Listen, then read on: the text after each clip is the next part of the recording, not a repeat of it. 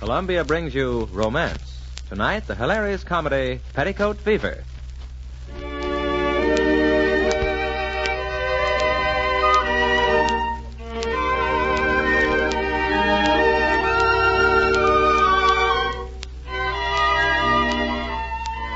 And here is Frank Gallup to set the stage for tonight's tale of romance. Good evening, ladies and gentlemen, and welcome to Romance. Once again, we're going to guide you through the pages of a great love story. Tonight, we bring you Peggy Conklin as Ethel, Santos Ortega as Dascom, and Harold Young as Sir James in Petticoat Fever, adapted by Jean Holloway from the play by Mark Reed.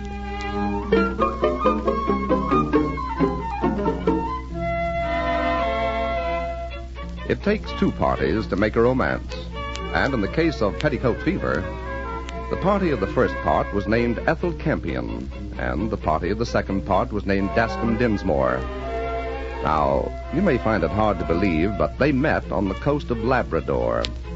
The party of the second part, Dascom, operated a wireless station up in those cold, lonely regions, and he hadn't seen a woman for 5 months, a white woman for 7 months, and a beautiful woman for 2 years. So when Ethel Campion walked out of a plane accident into his house, followed by a rather unpleasant party of the third part, well, Dascom got a little excited. I'm Sir James Fenton of Montreal, and this is my fiancée, Miss Ethel Campion. I didn't catch your name, old fellow. My name is, I've got a name, but it's such a long time since I've mentioned it. My name is Dascom Dinsmore, at your service. Well, this is a great pleasure, Mr. Dinsmore. It's very kind of you to take us in. I assure you, the pleasure's all mine. May I take your cap? Thank you. Thank you. May I take your coat? And may I help you off with your overshoes? You may not. Oh, don't be so selfish. Was this your first crash, Miss Campion? Yes, it was. I hope you found it pleasant. Are you crazy? Well, yes, a little about you. Do you believe in love at first sight, Miss Campion? Now, look here. You're being entirely too familiar. Miss Campion and I are engaged. That's easily remedied. I don't think you two would ever be happy together anyway. That's none of your concern. Oh, yes, it is. I love the lady, too. But you only met her 5 minutes ago. Didn't you know you loved her after the first 5 minutes? Certainly not. There. You hear that, Miss Campion? Wouldn't you prefer a man who knew immediately you were the only woman in the world for him? Well, that would be a little more flattering if there were another woman in your world, Mr. Dinsmore. Now, look here. When is the next boat due away from this place? In about 6 months. 6 months? Where's the nearest railroad? About 1,000 miles away. Well, where on earth are we? Eskimo Point, Labrador. But this is ridiculous. I have a very important meeting in Montreal. All right, I'll fix you up with a dog sled. You might make it in 3 or 4 years. There's a mission 90 miles to the north and an Eskimo village 150 miles to the south. Those are my nearest neighbors. So you might just as well make up your minds to settle down and enjoy life. Well, I imagine we'll get on all right, Dinsmore. I'm a man's man. And I am not a man's man. Miss Campion, don't you consider engagement a rather frail institution? I can't say that I do, Mr. Dinsmore. Is there a rector in the neighborhood? Not within 100 miles. Really? And I am not a justice of the peace, I'm happy to say. Miss Campion, do you mind if I tell you you're very beautiful? Well, she most certainly does. You're certainly stuffy, old man. How can you possibly marry such a stuffy man, Miss Campion? He's going to make a cage out of your marriage. I'm not going to do any such thing. And I don't propose to be continually insulted like this. And you'll kindly show me to whatever lodgings I'm to occupy. I'll compose a message for you to wireless for me. Gladly. Would you sit down by the fire, Miss Campion? She will not. She will come with me. You see what I mean about the cage, Miss Campion? I'll show you both to your rooms. They'll be at opposite ends of the house, of course. This has always been a respectable wireless station. And engaged couples must be well separated according to the traditions of Labrador. Look here, Dinsmore. I resent your infernal attitude. See here, Fenton. I resent yours. And I'm beginning to resent you both. I feel like a stew bone.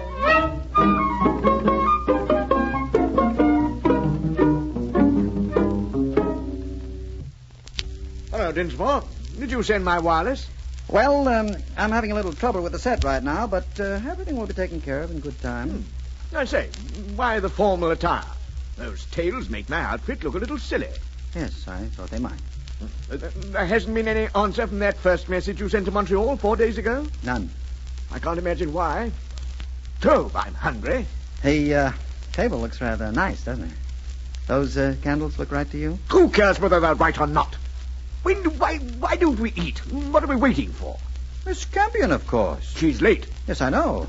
Isn't it wonderful to be kept waiting by a woman again? Mind if I put on the phonograph just to get the proper atmosphere? I don't care for phonographs. I don't care if you do.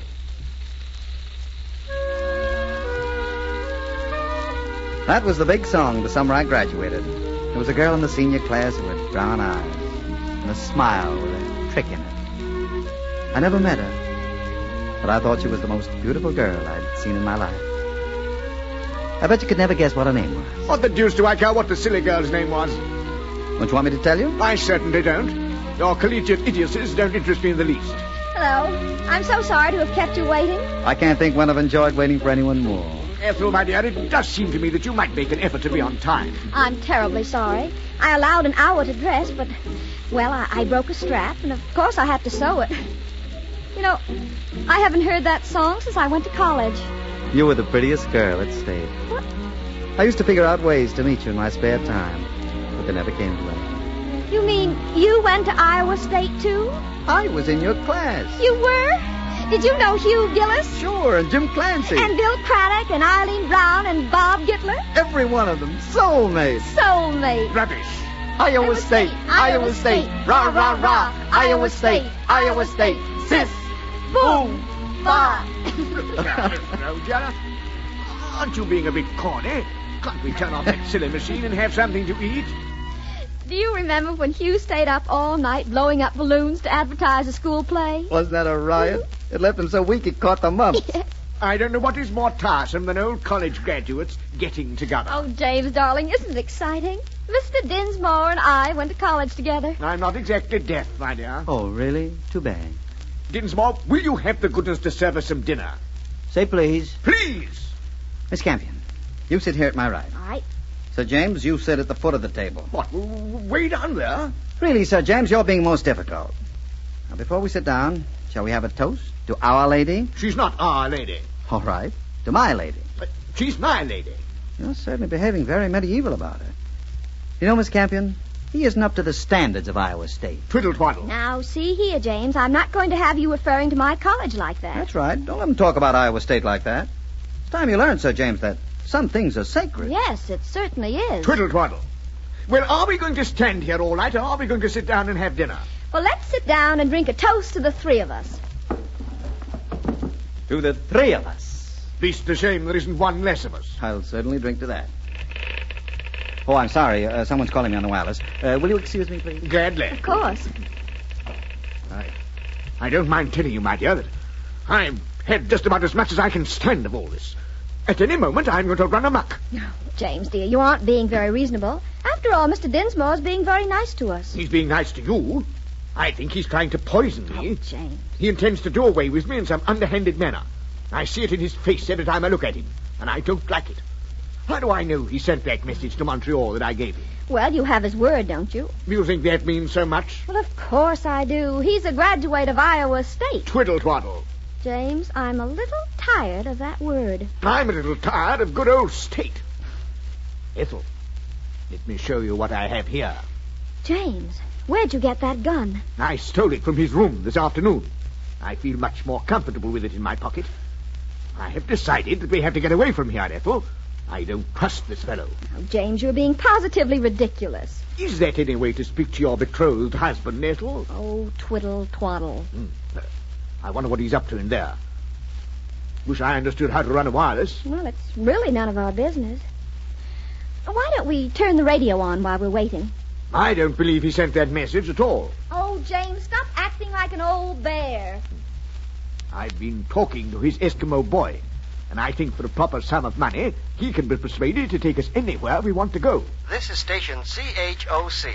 You have just enjoyed a selection by the Mount Royal Orchestra. Meanwhile, in the banquet room, the first winter get-together of the Montreal Board of Trade is taking place, and we are going to temporarily conclude our orchestra program that you may listen in. Ethel. The next voice you hear will be James, that I'd love of that your Horatio G. banquet. Bottomley, Wish I Toastmaster was for the there. evening. Ladies and gentlemen, thank you. It's with mingled emotions that I accept the honor of being your Toastmaster this evening. Oh, But Bottomley. take the chair Well, under these well, circumstances tugs at the very heartstrings. However, It is not as though we had received no news from Sir James Fenton. There, you see, he did Our send loyal it. brother may be imprisoned behind the icy bars of the grim Arctic Circle, but in spirit he is here with us tonight.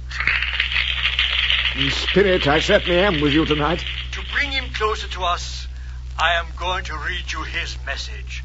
This message was picked up in Halifax about 5 p.m., November the 11th.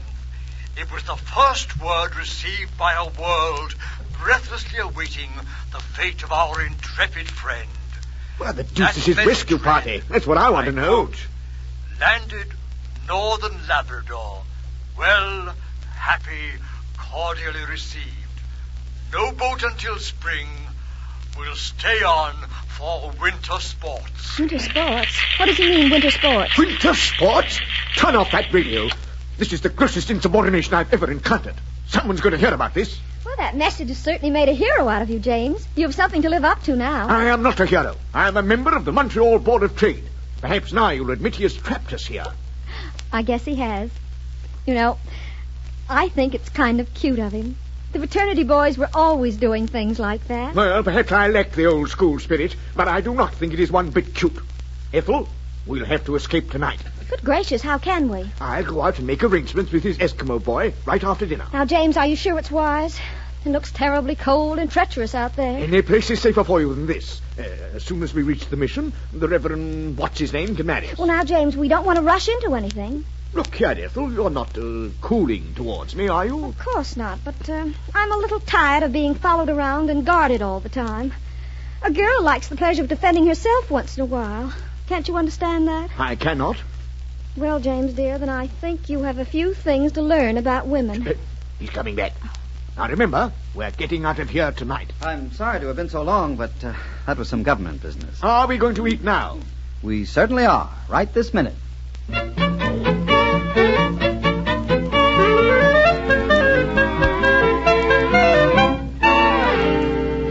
That was a wonderful dinner, Mr. Dinsmore. I'm glad you enjoyed it. Where did Sir James go? He went up to his room when you went out to the kitchen. He always takes a nap directly after dinner.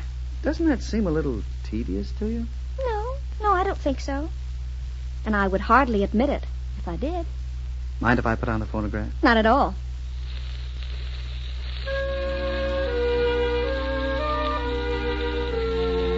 Did you care to dance? I'd love to. I don't know any of the newest steps. It's been a couple of years since I've had any practice. Remember when they used to play this at the school dances? I certainly do. You were one of the most popular girls in the school then. I saw you running around with any old fussy-duddies then.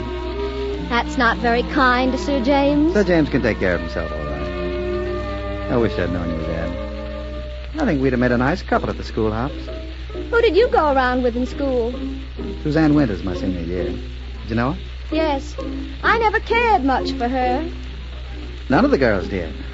Suzanne wasn't the type of girl that'd have many women friends. Ethel, I wish you wouldn't marry such whittle twaddle.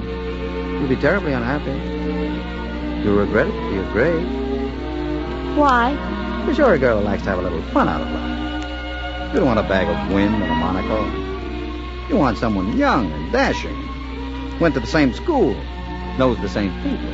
Mm-hmm. I suppose you mean someone a little on your type? I mean someone quite a lot on my type. I mean me. That record's been repeating over and over. Aren't you getting a little tired of it? I could listen to it forever with you. Let's turn it off.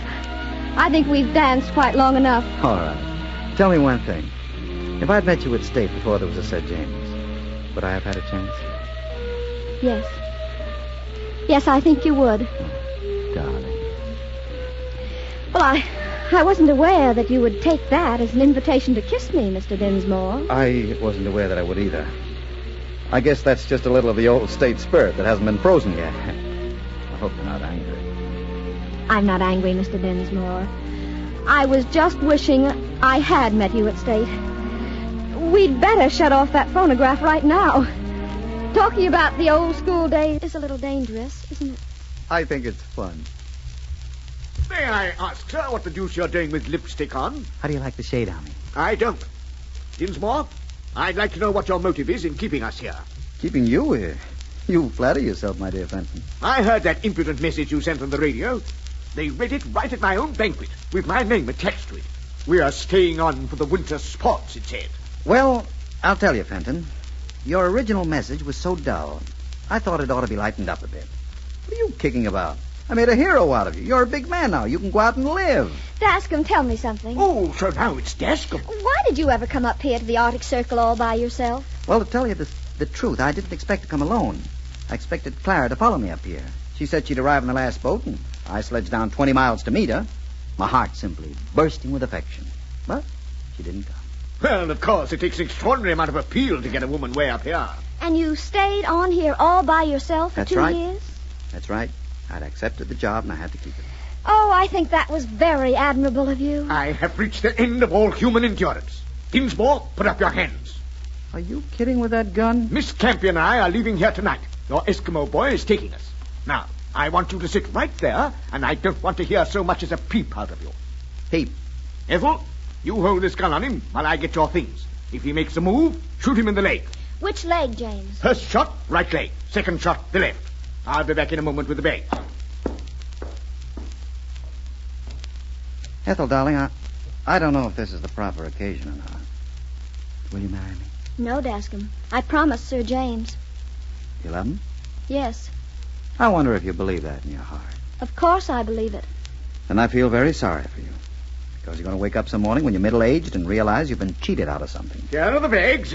I'll hold the gun while you put your wraps on. Don't go, darling. Think what the rest of your life is going to be. Sir James, morning, noon, and night, Ethel. See here, Dinsmore. I'll be attractive morning, noon, and night. Well, don't tell me. Tell the lady. Are you ready to come, my dear? Think fast, Ethel. Think carefully. Sir James's temper. Sir James's pills. Sir James's speeches. Pills in my speeches. And I don't have lumbago. You will. I will not. Ethel, I will not have lumbago. Will you kill this fellow? I will not have lumbago. You're going to have apoplexy any moment. Ethel, I am going to run amok. All right, darling, we'll go. And it's goodbye, Ethel? Yes, Dascom. Will you kiss me goodbye? She will not. Of course I will. That's enough. That's long enough. Confound it, fella, do I have to shoot you in the back?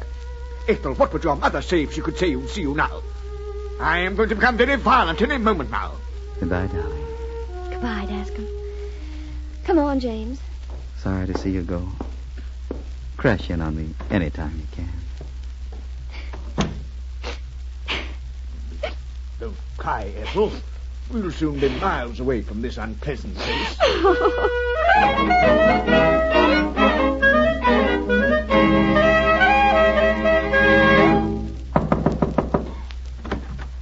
Dascom, darling. Clara, where did you come from? Come in. I came from Seattle to marry you. Oh, Well, that's a cordial welcome, I must say, after all the miles of snow I've just lathered across. you're about 2 years late, aren't you, Clara? Oh, well, darling, it took me a little longer to get ready than I expected. I didn't let you know exactly when I was coming because, well, I wanted to surprise you. You did? Well, now, this is what I call real cozy. I think I'll move the sofa over in front of the fire and get those pictures in the other room. Oh, and by the way, darling, we stopped off at the Reverend Benson's for coffee on the way, and he'll be over next Wednesday to marry us. This is a little sudden, isn't it? I'm a great believer in long engagements myself. Well, darling, you've had one.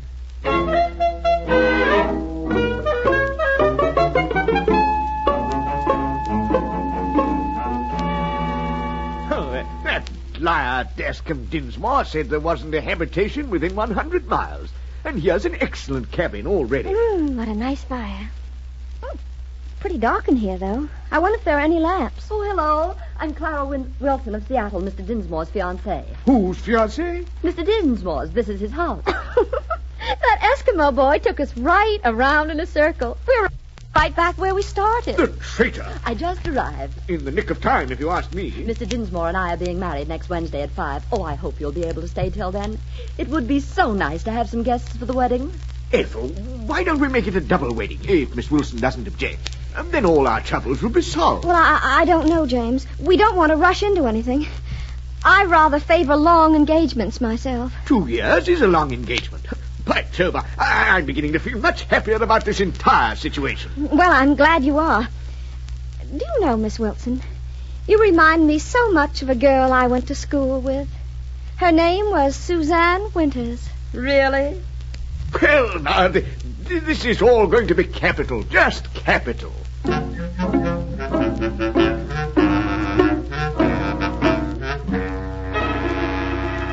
Mr. Dinsmore, will you stand here, please? Miss Wilson, you play the organ. Miss Campion, you will stand in front of me with Sir James. Are you ready at the organ, Miss Wilson? All right, begin. 1, 2, 3, 4. You have the wrong page, Reverend. That's the baptism of infants. Oh.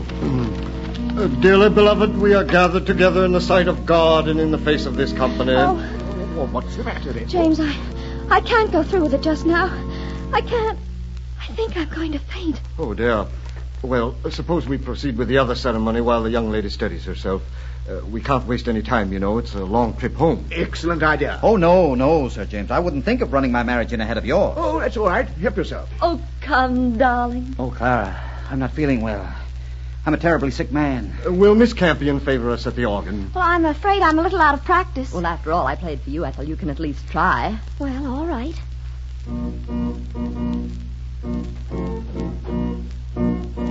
Pardon me, I think you're a trifle fast. Well, you seemed in a hurry.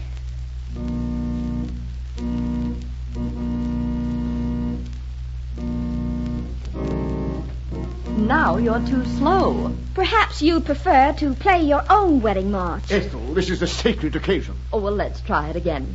Dascom, where are you? Here I am on the sofa. Well, will you please get up here? Now, please, let's try the organ again.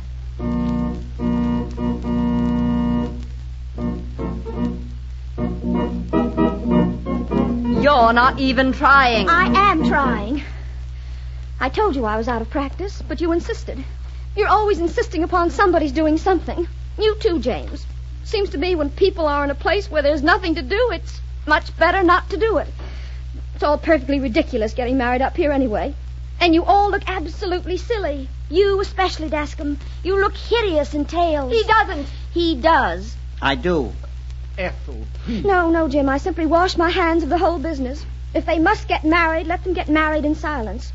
Rector, will you please see if you can't do something about an airplane? If you can't get an airplane, get anything. Maybe somebody's got a balloon. Well, we can't get married without music. I can't march without music. My soul cries for music. This is all very depressing, stumbling over rugs, women weeping, that hideous organ. I'm not going to get married today. I'm not in the mood.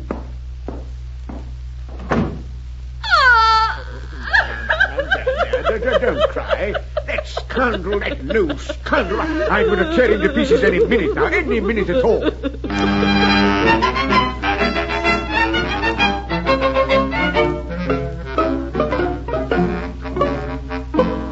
Sir James, have a drink. Thanks, I will.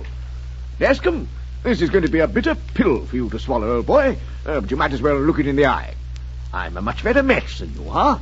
I've a title, a distinctly promising political career, a 20,000-acre farm in Saskatchewan, a house in London, and a doggone neat yacht. In fact, you're a good all-around man. That is so. And if there is any nobility at all in your soul, you ought to want Ethel to get me. I suppose in a way I should. Of course you should, old boy. Of course you should. Dascom, are you going to make me go back to Seattle and say you refuse to marry me? Would you do that, you shameless bounder? Clara, I'm a man of honor. I hadn't heard from you in 2 years. So I proposed to Ethel. Ethel, will you kindly come out here a moment? Well, she didn't accept you, did she? So James never gave her a chance to answer. Well, what is it, James? Ethel, have you been letting this fellow propose to you? My dear James, when a man makes up his mind to propose, a woman can't stop him.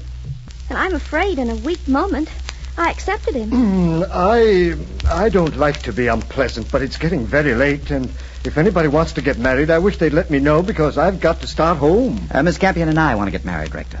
Well, that's a little confusing, but I'm not going to think about it, because I don't want to get confused. Just stand up and join hands, please. But what's going to happen to Miss Wilson and me? You'll just have to wait your turn. Let me get these two married before something happens to tangle you four up again. Dearly beloved, we are gathered together in the sight of God and in the face of this company. I love you, Miss Campion. I'll try very hard to make you happy. Mr. Dinsmore, please don't interrupt. I was only telling Miss Campion that I loved her. There'll be plenty of time for that after the ceremony, Mr. Dinsmore. Danscombe, I can't go back to Seattle and tell everyone you wouldn't marry me. Ethel, I can't go to Montreal without you. And just tell me how this is going to look in Parliament. I'll be a laughingstock. Well, Sir James, you're not in Parliament. Oh, well, I've sat for 2 terms at Ottawa. Not really. Well, now, isn't this a small world? I was in Ottawa all last winter, and there you were in the same city. I'm afraid I wasn't there last winter. I went to London to open my townhouse. You have a townhouse in London? Oh, yes, Miss Wilson. Oh, you must call me Clara. Oh, Clara, perhaps you'll be interested in hearing a little speech I prepared to read before the Montreal Board of Trade on my return. Oh, I'd just love to hear it. That's extremely kind of you. Mr. Chairman, ladies and gentlemen, this is a great occasion.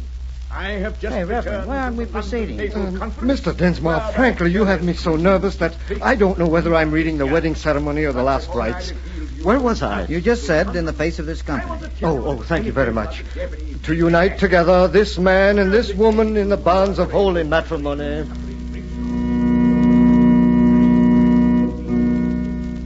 I now pronounce you man and wife.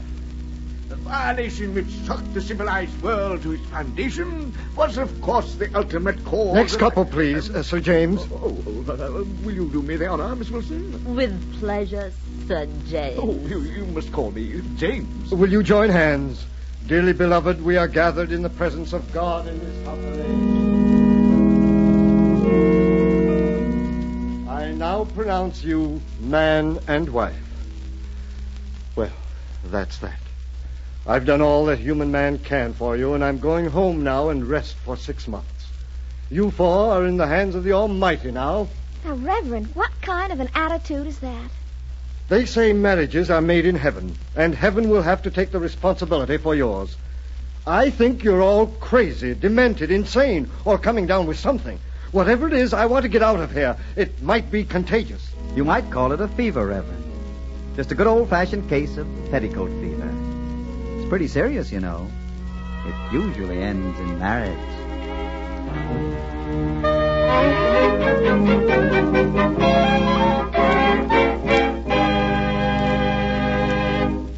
And so we bring down the curtain on tonight's performance of Romance, a program produced each week by Columbia to bring you the great romantic plays and love stories of all time. Romance is produced and directed by Mark Slowe. Tonight's play, Petticoat Fever, was adapted by Jean Holloway from the play by Mark Reed. The cast included Peggy Conklin as Ethel, Santos Ortega as Danscombe, Harold Young as Sir James, and Fay Baker as Clara. Music was composed and conducted by Ben Ludlow. Next week, at this same hour, and over many of these CBS stations, we shall bring you another romance. Till then, till curtain time next week, this is Frank Gallup saying good night and wishing you love, happiness, and romance.